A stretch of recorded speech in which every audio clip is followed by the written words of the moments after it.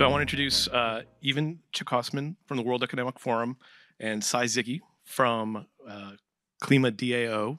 You will probably be told what a DAO is today. KlimaDAO. KlimaDAO. Oh, KlimaDAO. KlimaDAO. Only one of us has slides, so we're going to let Evîn kick us off and set the tone, and then we'll get into our discussion. I don't know that we're going to have time for Q&A. We'll try. If we don't, we're going to be in the breakout session in 45 minutes, and we can answer questions then. So, Evîn, you want to kick us off with some slides? Thank you so much for having me. This is such a pleasure to be in such great company and following such excellent speakers. My name is Evîn Cheikosman. I am a policy analyst for the World Economic Forum's Crypto Impact and Sustainability Accelerator, also known as CISA, which operates out of our offices in the Presidio. So I've been asked to give a 5-minute snapshot into crypto's climate impact. And rather than go into the technicalities that abound this topic, which I'm sure we'll get into later on in today's program, I just wanted to provide some important context and just baseline data for us. So I'm assuming that most of us here today are coming into this topic around crypto and climate from a privileged developed market perspective. And that's pretty standard when it comes to coverage of this topic by Western elites, investors, and journalists as well. But what tends to go missing from this conversation really is crypto's societal merit and the economic benefits that it has unlocked for so many people, over half of the global population, rather, living under a varying spectrum of monetary oppression. So if we just take a look at where we stand today, you'll see that highlighted in green, only 20% of the global population of about 7.9 billion people have access to the basic tenets of a liberal democracy. That is freedom of expression and belief, access to private property, and a relatively stable economic system. That means that highlighted in purple and yellow, more than half of the world's population lives in a partly free society or under some form of authoritarianism with little to no equal protection of civil liberties and economic freedoms. Further compounding this issue is the fact that 1.2 billion people live under 2 to 3 digit inflation. Crypto actually has the potential to provide some sort of an access out of that, to provide some sort of help in terms of addressing those injustices, especially the economic suppression that we see.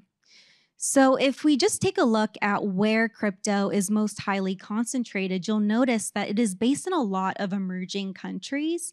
And if we just take the top 10 countries and compare it to the universal average, according to Chainalysis, a lot of those countries just have inferior monetary freedom, really low access to property rights, low investment freedom, and just weak rule of law. And that drives a lot of people to adopt crypto as a means to preserve their savings, send and receive remittances, and be able to purchase basic essential goods. And I'll just add that according to crypto.com, there are about 300 million crypto users worldwide, and I think that number is about to hit 1 billion by the end of this year. So I'll just add that when I'm think about how crypto and climate is really going to evolve, I think that as adoption of this technology just continues to grow, and as it becomes mainstream in developed countries, just as it is in developing countries, we're going to see this conversation start to reorient towards how crypto can potentially accelerate progress towards global environmental sustainability goals. And there's a lot of work already being done in this space to make that happen. And I think that is a given. But if we just take a look at this topic from more of a geopolitical perspective and taking into account Russia's invasion of Ukraine, surging energy prices as a consequence to that, and just plummeting energy security, I think it'll just be really interesting to actually see how crypto can be able to help achieve some sort of energy independence in what is evolving into a deglobalizing world, and how this technology can perhaps enable more of a acceleration into measurable and responsible decarbonization. So when that happens, I think that will just further sunset what has become an ideological debate about crypto's energy consumption and just the overall politicization of finance. So I'll leave it at that, but thank you all so much for your attention, and I think we can just dive right in. Yeah, I think that it's a really important perspective and one that you don't hear very often, in that, cryptocurrency is a global technology, not a local one. But I would push back a little bit, or maybe reset, and just to be clear, like crypto does have a climate problem. It uses a lot of energy, at least as currently conceived. I've got varying estimates, most of which I don't trust, but one of them that's often quoted says that Bitcoin mining uses as much energy as the entire country of Sweden, give or take a couple of gigawatts. The thing that I find disturbing is that I live in upstate New York. About 45 minutes away from me at Seneca Lake, there was a coal-fired power plant that was shut down, that recently reopened as a natural gas power plant, not to deliver power to the local community, but to power 20,000 Bitcoin mining servers. And it is now running 24/7, just mining Bitcoin, and polluting with very little consequence. So I think that problem needs to be addressed too.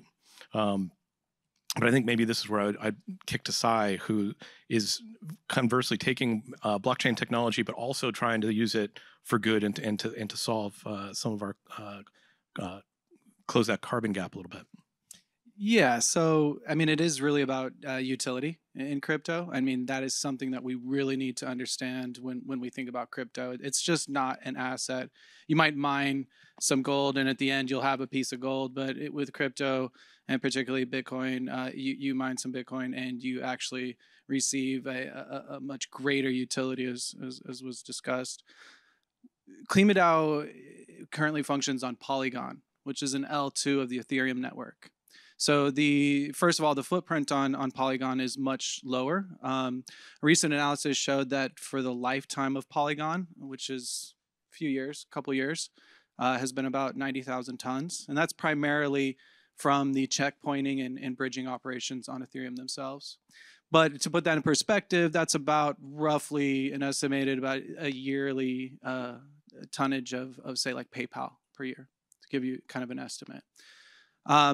So we're on a much more highly efficient proof of stake chain on Polygon. And what we've done on there is essentially we are aligning economic incentives to help aid the transition into a more green regenerative economy. And what I mean by that is essentially by building the new carbon market on chain, one that is more transparent, one that allows for the market to fairly set prices by concentrating liquidity in such a way that allows anyone essentially to source and retire credits easily, even from your phone. And so we've created this economic incentive early on at our launch, which was roughly about 5-6 months ago, where we created this incentive for people from all around the world to essentially purchase carbon assets, bridge them on chain, and then bond them into our treasury for Klima, which is our native token.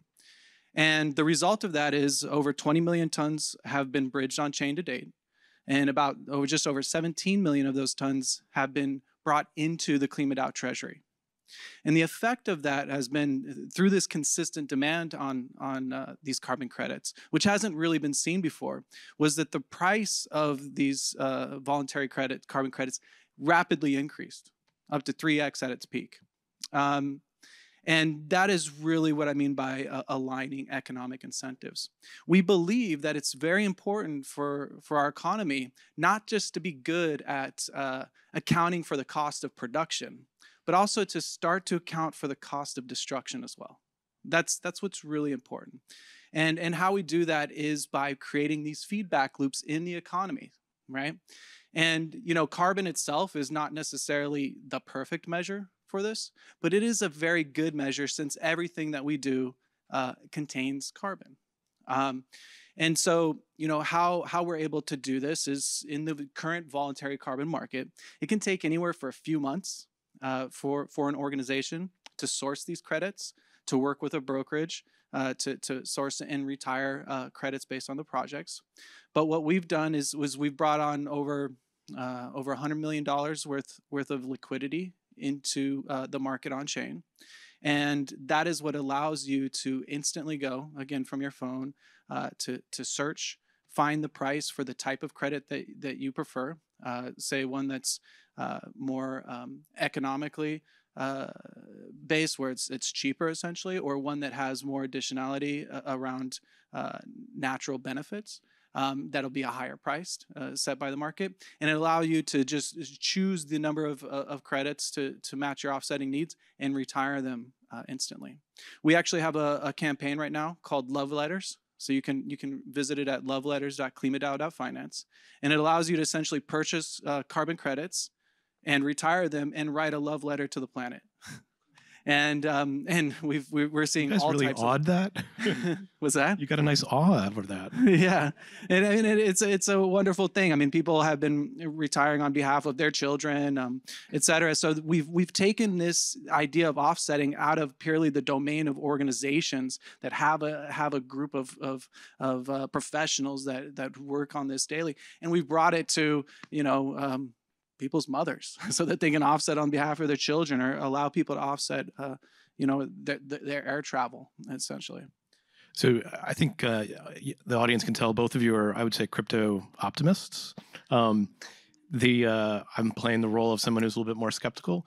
But all crypto is not created this equally. There were advertisements that went out today in the Wall Street Journal and the New York Times, on Facebook, a group of environmentalists calling for the retirement of proof of work coins like Bitcoin, and the transition to a proof of stake. Those are terms a lot of people don't quite understand. How likely is something like that going to happen, particularly with Bitcoin? And in general, how responsible do you think the industry itself can be in sort of regulating its energy usage?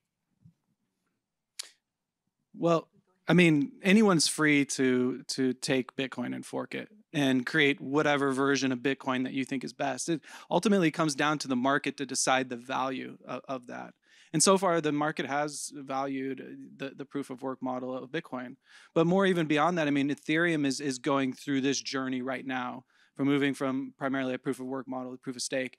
And it's difficult. I mean, it's not just changing a few lines of code. There's a lot of considerations, and Ethereum is made up of many brilliant people around the world. And one of the main criticisms is why is it taking so long? And the reason is it's difficult. I just wanted to address something. Mm-hmm. So you mentioned earlier this first of all, who here knows what proof of work and proof of stake is? Okay, not so many people. It's like more over there, which I don't know why, but okay. So I wanted to address a few things. So you had mentioned, Dan, earlier this comparison to just crypto's energy consumption as a comparison to a sovereign nation, right? So I would just love to take this chance to just debunk that. People just love to compare crypto's energy consumption and, in effect, its environmental impact to that of sovereign nations, which we just heard earlier, right? And I just feel like this doesn't make sense, and I'll give you a few reasons why. So we live in a globalized economy where all of the world's industrial capacity is concentrated in just a handful of nations, and that industrial capacity is what consumes energy. So if crypto is to be compared to anything, it must, I think, be compared to other utilities and other industries. Crypto, just as Cy had mentioned earlier, is a utility. It serves a very specific function. It also is an industry, and it undergoes an industrial process. That would be a like with like comparison. But comparing crypto to that of small rural agrarian nations that import all of its industrial capacity by perhaps the largest industrial exporter in the entire world, China, makes absolutely no sense. So if we do want to get an intuition for where crypto stands, I can give you a lot of statistics, but I won't bore you way too much, so I'll give you the first one. In the United States, household tumble dryers use about 108 terawatt hours of energy a year. Crypto, in particular Bitcoin, uses about 62 terawatt hours of energy a year. But let's take that a step further. So lots of, when we talk about data centers, we got Netflix, we got gaming consoles, we got PlayStation. A lot of you will probably be indulging in one of those things later today. That uses a lot of energy. That uses about over 200 terawatt hours of energy a year. That is over triple what Bitcoin consumes. But let's take that a step further. So when it comes, there's like a lot of flying, there's a lot of traveling happening these days, right? That isn't flying off of cotton candy. That consumes energy as well. So that consumes over 4,000 terawatt hours of energy a year, okay? But the point that I'm trying to make is less about the utility itself and more about the fact that no one is protesting or picketing in front of this hotel about the energy consumption of any of these utilities. And the reason for this is that they have become socially accepted as essential functions for life. They have become tools of human civilization. In comparison, however, crypto hasn't reached that point yet. It hasn't become an essential function for life, and at least not in the developed world. But if we just take a look at perhaps, my earlier presentation, there are 300 million users of crypto worldwide, and not all of those people live in a developed economy where they have ready access to all of the utilities that we take for granted every single day here in the States. Crypto has become an essential tool for people in emerging economies, just as dishwashers, heaters, air conditioners have become for us here in the States. So to your earlier point, Dan, and just like your two previous questions, it really does go back to the societal merit of crypto and just the spectrum of acceptance that this technology has been able to garner in different pockets of the globe. Yeah, you've got a number of examples. I'm surprised you waited this long to get to them. I wanted to hear what you were going to say earlier. So I know you were saying, yeah, a little rope-a-dope. The tumble dryer example hit me hard. Because I used it this morning and I was like, man, this is going to be something I bring up today. It's a good one. And I don't know if you source air conditioner usage, but I've seen that plotted out as well, which is 14 times more energy than all of the crypto being mined in the entire world. So it's an extraordinarily salient point. I'm glad that you made it. So in terms of what, let's talk briefly, we've got about 2 minutes. In terms of the role of government, in terms of regulation, is there a role for government oversight? Is there a need for it? There have been lots of, how do you see the role of government in sort of fostering the crypto market, particularly when it comes to the environmental opportunities?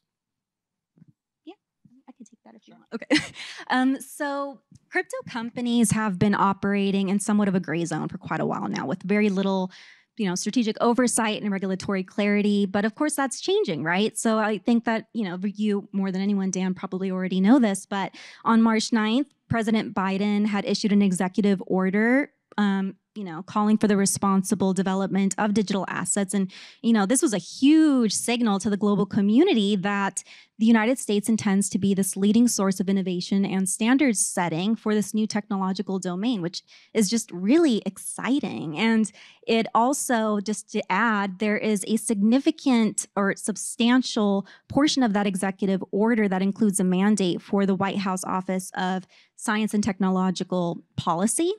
That says that they want this office to just spend time exploring the climate and environmental impacts of distributed ledger technologies and the potential that this technology can have for bringing us closer to a clean energy economy. But of course, these things really can't happen without legislation that follows, right? Or else it's like executive order after executive order and nobody cares.